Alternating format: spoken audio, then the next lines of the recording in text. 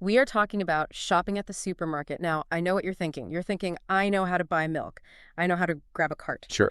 But the source material we have today, a guide that's titled Simply Shopping at the Supermarket, it suggests that we really don't know what we're doing.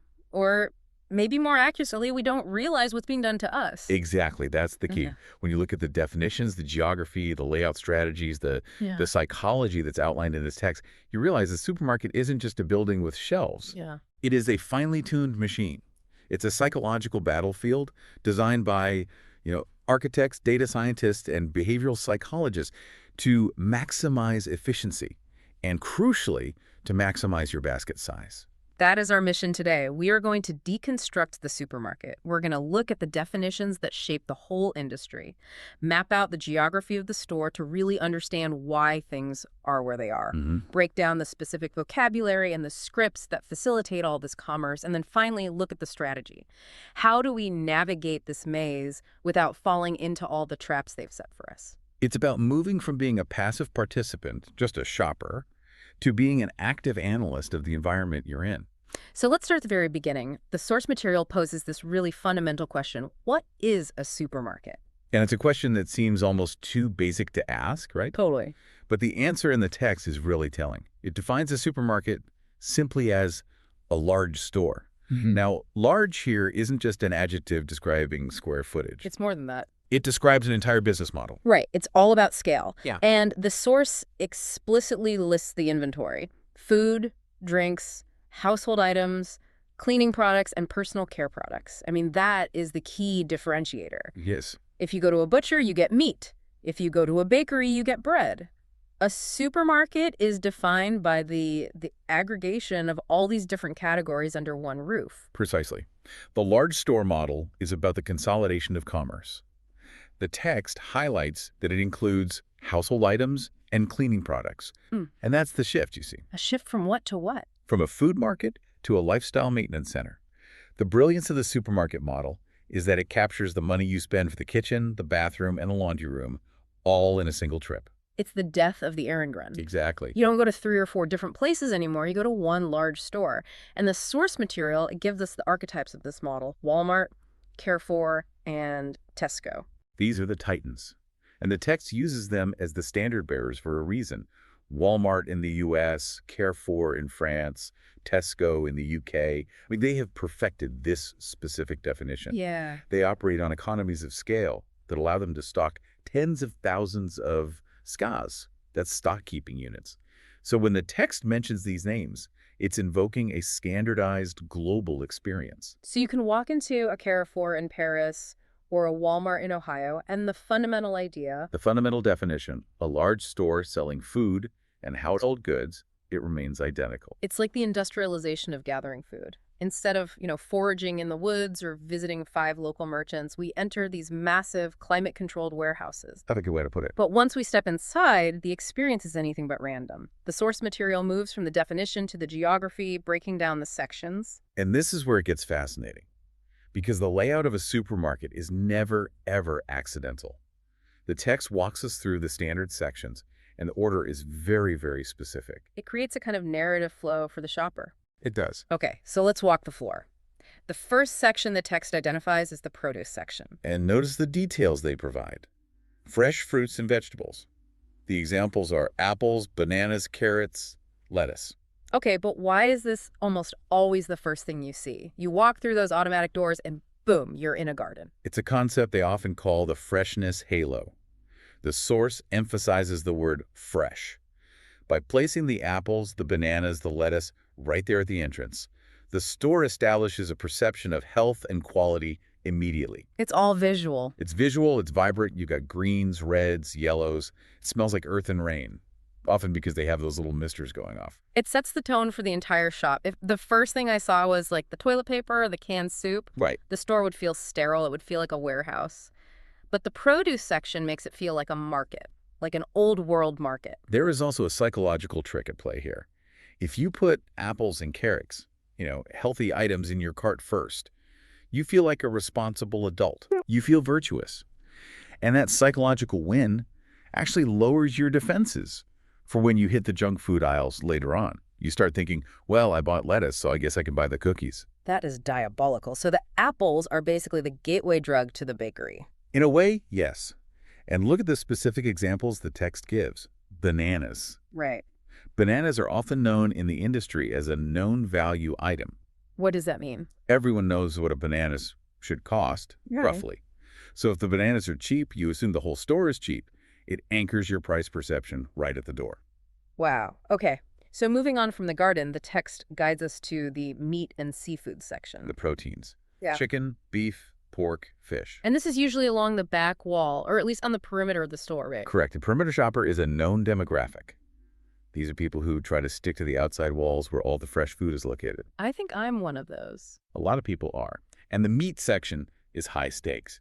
This is the center of the meal. The text groups them together, meat and seafood, because functionally, for the shopper, this is the main course decision point. It's interesting that the text lists fish here alongside beef. I mean, logistically, keeping fish fresh seems like a nightmare compared to a box of pasta. It is, but it's a high-margin differentiator. A large store like Tesco proves its competence by being able to offer fresh salmon right next to a rump roast. It's a sign of quality. It's a trust barometer. Yeah. If a supermarket has a bad-smelling seafood section, you lose trust in the entire store, instantly. Okay, that makes sense. Then we hit the dairy section. Milk, cheese, yogurt, butter. The staples. And here's the classic layout strategy. Where is the milk usually located? Oh, it's in the furthest possible corner from the front door, every single time. Exactly. The source lists milk as a key item. Almost everyone on any given trip needs milk or eggs or butter. By burying these essentials deep in the store, often in that back corner, the supermarket forces you to navigate past the dry goods and the household products just to get to them. It's a forced march. You came in for a gallon of milk, but to get there, you have to walk past the cookies, the chips, the soda. It creates exposure. They're leveraging the demand for milk and cheese to generate impulse buys everywhere else in the store. Speaking of impulse buys, the next section in our source is the bakery. Bread, cakes, cookies. The source mentions the items, but we have to talk about the sensory aspect of this. The guide says it's usually the most aromatic section. Oh, this is olfactory marketing 101. You can't smell a can of soup, you can't smell a sealed package of beef. Right. But bread. The smell of bread has a volatile organic compound profile that triggers hunger responses almost instantly. It's primal. You smell baking bread and you suddenly feel hungry. And as we'll see later in the Smart Tips section, hunger is the enemy of the budget. The placement of the bakery is also very strategic.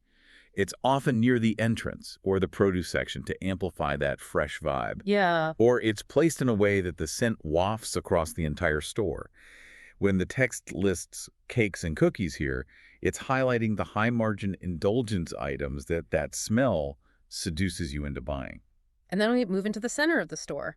The text calls this canned and dry goods. The pantry staples. Rice, pasta, beans, soup. This is the maze, isn't it? I The think so. long, tall aisles. This is the center store. Okay. And unlike the perimeter, which is all fresh and perishable, this is about shelf stability. The text mentions soup and beans. These are products that can sit on a shelf for 2, maybe 3 years. So for the store, this is low-risk inventory. Very low risk. And for the shopper, this is about stocking up. It's definitely less emotional than the bakery. You don't usually impulse buy a bag of kidney beans. No, this part is utilitarian. Rice and pasta are filler, but because it's a little boring, the brands have to scream for your attention. This is where the visual noise of the packaging becomes really intense. And finally, the text lists household products. Soap, shampoo, toilet paper. And again, this just reinforces the definition of the supermarket. We are no longer thinking about dinner, we're thinking about hygiene. Toilet paper is the ultimate bulk item. It takes up a huge amount of space in the cart and in the store. It does. And placing it in the same store as apples is a logistical triumph.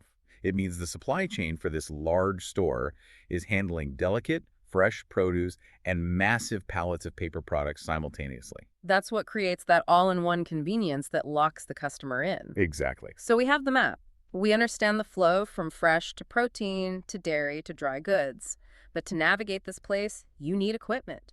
The source material dedicates a whole section to useful vocabulary, specifically focusing on the tools and the terrain. Right. And the tools we choose actually dictate how we shop. The text gives us 2 options: the shopping cart or trolley, depending on where you are, and the basket. Let's break this down. The text presents them as just 2 alternatives, but it's not really a matter of preference, is it? It's a matter of intent. The shopping cart was a revolutionary invention in retail history. I mean, before the cart, you could only buy what you could physically carry. Right. The cart removed the physical limit on spending. It's a bottomless pit. It's a vacuum. When you grab a large trolley, you are pushing around a lot of empty space. And psychologically, humans don't like empty space. We have an impulse to fill it. And I swear the carts have gotten bigger over the years. They have. That is a documented fact. Supermarkets know that a bigger cart leads to a bigger receipt at the end. Whereas the basket, that acts as a kind of governor on your spending. Exactly. If you choose the basket, you're physically limiting your own consumption. Your arm gets tired, the heavy milk and canned goods start to hurt. You have to prioritize. So the basket is the tool of the disciplined, quick-trip shopper. And the cart is the tool of the stock-up-and-spend shopper. The text also defines the physical space we walk through, the aisle. Which is defined as the walking space between shelves. It sounds so simple, but the aisle is a canyon of persuasion. You are flanked on both sides by thousands of products all screaming, "Buy me." And the shelf, the text says, where the products live. But the shelf is real estate. Mm-hmm. We have to understand that brands often pay for position on that shelf. The old saying is, eye level is buy level. The products the store wants you to buy, often the most profitable ones for them, are placed right in your line of sight. The generic brand of rice or beans might be way down on the bottom shelf where you have to crouch down to find them. And on that shelf, we have the price tag. The text calls it the information center. It tells you the cost, but it also anchors the value. And it's the home of The magic word, discount. the financial incentive, the bright yellow or red tag that disrupts your scan of the shelf. A discount triggers a fear of missing out. FOMO. You think it's on sale, I should get it now, even if it wasn't on my list. It just disrupts the rational planning process completely. And finally, the text lists the exit points, the cashier and the self-checkout. The human versus the machine. The cashier is the traditional gatekeeper. They scan, they bag, they handle the money. It's a social interaction, however brief. And the self-checkout shifts all that labor to you. Yeah. You basically become an unpaid employee for 5 minutes. You do. It's interesting the text puts them side by side like that. The self-checkout is becoming the dominant species in a lot of these large stores. It is. It reduces labor costs for the store, but it totally changes the experience for the shopper. It removes the friction of judgment. No one sees you buying 2 frozen pizzas and a bottle of wine. Right. But it adds the friction of unexpected item in bagging area. The bane of my existence. Yeah. And the final artifact from our journey, the receipt. The proof of transaction. Or, the grim reality of the total sum. Now, what I find really interesting in the source material is that it doesn't just give us the nouns, the things, it gives us the script. There's a whole section on common shopping expressions. Yes. Scripts are absolutely essential in standardized environments. Because these stores are so large and anonymous, we have to rely on these set phrases to just grease the wheels of social interaction. The text breaks this down into 2 main interactions. Interaction 1 is asking for help. Which is necessary because, as we defined, it is a large store. Getting lost is almost a design feature. So the first phrase is, where can I find the rice? Or the variant, where is aisle 5? Note the specificity there. You aren't asking, do you sell rice? You just assume they sell rice because it's a supermarket. Of course. You're asking for navigation. Where is aisle 5? Is basically an admission that the geography of the store has defeated you. The next one is interesting. Do you have this in a larger size? This speaks to the choice pillar that we're going to discuss in a bit. The shopper isn't satisfied with the unit on the shelf. They want bulk. They're looking for value efficiency, a lower cost per ounce. And the third one, is this on sale? Verification. The price tag might be confusing, or maybe the discount sticker is missing. The shopper is actively hunting for that deal. They want the little dopamine hit of saving money. Then we move to interaction 2, at the checkout. This is a ritual we've all performed thousands and thousands of times. It's the closing ceremony of the shopping trip. Cashier asks, cash or card? The text lists this as the primary question. It's the moment of transfer. In modern large stores, this is almost rhetorical. It's usually card, but the script remains. Then, do you need a bag? Logistics. This question has become more charged recently with environmental concerns and bag fees, but functionally, it's all about transport. How do you get the apples and the soap from the cart to your car? And finally, would you like a receipt? The final paper trail. The closure of the contract between you and the store. These scripts are so ingrained we don't even think about them. But if you went off script, if you asked the cashier, so how was your childhood, it would break the whole system. It would completely break it. The efficiency of the supermarket relies on these interactions being rapid and standardized. The cashier is often timed on their scan rate. Really? Oh, yes. They don't have time for a deep conversation. The script protects the speed of the line. So we have the layout, the tools, and the script. But why are we even here? Why has this model of the supermarket taken over the entire world?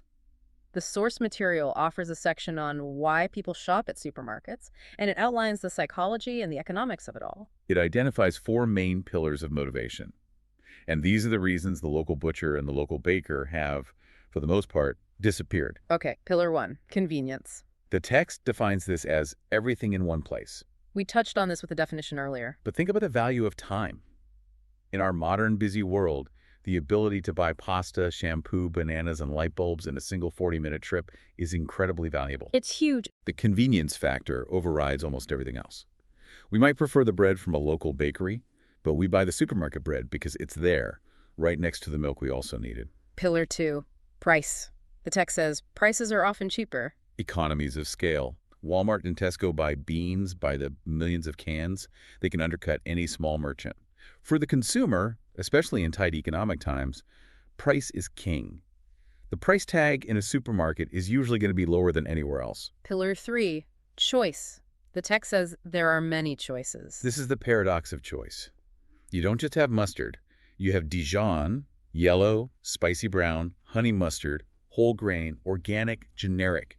Yes. Standing in front of that shelf gives the consumer a sense of power and autonomy. Look at all these options I have. Even if, ironically, we usually just buy the same one every single time. Exactly. The illusion of infinite choice is a powerful draw, even if our habits are completely repetitive. And the fourth pillar, discounts. The guide says there are weekly discounts. This gamifies the shopping trip. The text specifically mentions weekly. This creates a cycle. You check the flyer, you look at the app. Oh, the chicken is on sale this week. It gives you a reason to go now. It turns a chore into a treasure hunt. Precisely. Convenience, price, choice, discounts. I mean, it's a fortress. It's very hard for other retail models to compete with that combination. It satisfies the logical brain with price and convenience. Yeah. And the emotional brain with choice and the discounts, the treasure hunt. Right. However, because this environment is so perfectly engineered to make us spend, the source material concludes with a defense manual, a section called Smart Shopping Tips. Strategic countermeasures. If the supermarket is a trap, these are the ways to escape with your wallet intact. Let's go through these. Tip number one, make a shopping list. The text calls this the first line of defense. And why is that? Because a list is a contract you make with your rational self before you enter the emotional sensory environment of the store. It's an external brain. It remembers for you. Yes. Once you are in the store, the bakery smells good, the discount signs are flashing. If you don't have a list, you're relying purely on willpower, and willpower fatigues very quickly. A list keeps you on rails. I am here for rice and soap. I am not here for the giant inflatable pool that's on sale at the end of the aisle. Okay, tip number two, compare prices. Don't just look at the big price tag. Look at the unit price. The price per ounce or per gram. Compare the generic brand to the name brand. The text advises us not to just grab the first item. Exactly. Remember, the item at eye level is often the most expensive. Look down, look up. The value is often hiding in the corners of the shelf. Tip number three, check expiration dates. This is absolutely critical for the perishables, the dairy, meat, and produce sections. And the source mentions this for safety, but it's also about value. Absolutely. If you buy yogurt that expires in 2 days and you don't eat it in time, you just threw money in the trash. Supermarkets often practice FIFO, first in, first out. They put the older milk at the front, so you buy it first. The smart shopper reaches to the back of the row to find the fresher date. The fresher carton. Got it. Tip number four, look for discounts. But look critically. Is it a real discount? Or is it just a bright yellow tag on a product that's always that price? The text encourages actively seeking out the on-sale items, which aligns with that price motivation we talked about. And finally, the golden rule. The text puts this very simply. Don't shop when you're hungry. The most important rule of all. The text explains it in 3 words. You buy more. And this is pure physiology. When you are hungry, your blood glucose is low. Your brain enters a resource acquisition mode. You are not thinking about your budget. You are thinking about survival in a very primal way. The bakery smells better when you're hungry. The chips in the snack aisle look more appealing. Everything looks good. You put things in the cart that you would never even consider buying on a full stomach. You become an impulse machine.